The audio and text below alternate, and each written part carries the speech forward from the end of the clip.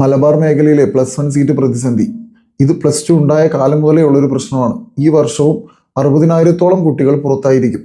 പുതിയ ബാച്ചുകൾ അനുവദിക്കുന്ന വാർത്തകൾ വരുന്നുണ്ടെങ്കിലും ഇത്രയും കുട്ടികൾ തന്നെ അവിടെ പുറത്തിരിക്കാനാണ് സാധ്യത. ഇതിന്റെ ഒരു പ്രശ്നം വ്യക്തമായിട്ട് മനസ്സിലായത് കുറച്ച് വർഷങ്ങൾക്ക് മുമ്പ് ഞാൻ പാലക്കാട് നിന്നും എറണാകുളത്തേക്ക് താമസം മാറിയപ്പോഴാണ്. പാലക്കാട് എൻ്റെ വീടിൻ്റെ ഒരു ഏകദേശം 5 കിലോമീറ്റർ ചുറ്റളവിൽ തന്നെ 4-5 ട്യൂട്ടോറിയലുകളുണ്ട്.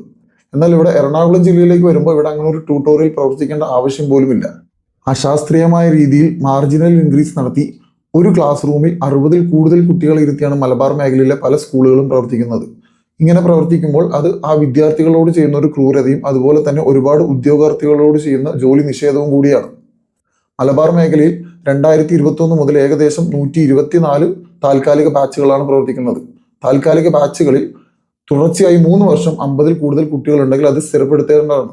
ഇതുവരെ അത് സ്ഥിരപ്പെടുത്തിയിട്ടില്ല. ഇപ്പോൾ പുതിയ 120 ബാച്ചുകൾ കൂടി അനുവദിച്ചിട്ടുണ്ട്. അത് സ്ഥിര ബാച്ചുകളായിരിക്കുമോ താൽക്കാലിക ബാച്ചുകളായിരിക്കുമോ എന്നുള്ള കാര്യത്തിൽ ഒരു ഉറപ്പും പറയാറായിട്ടില്ല.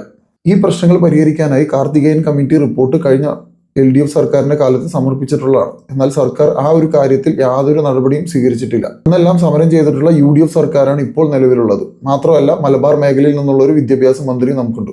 പുതിയ സർക്കാരിൽ നിന്നും ഒരു താൽക്കാലിക പരിഹാരമല്ല ജനങ്ങൾ പ്രതീക്ഷിക്കുന്നത്. ഇതിനൊരു സ്ഥിര പരിഹാരമാണ് ജനങ്ങളുടെ പ്രതീക്ഷ.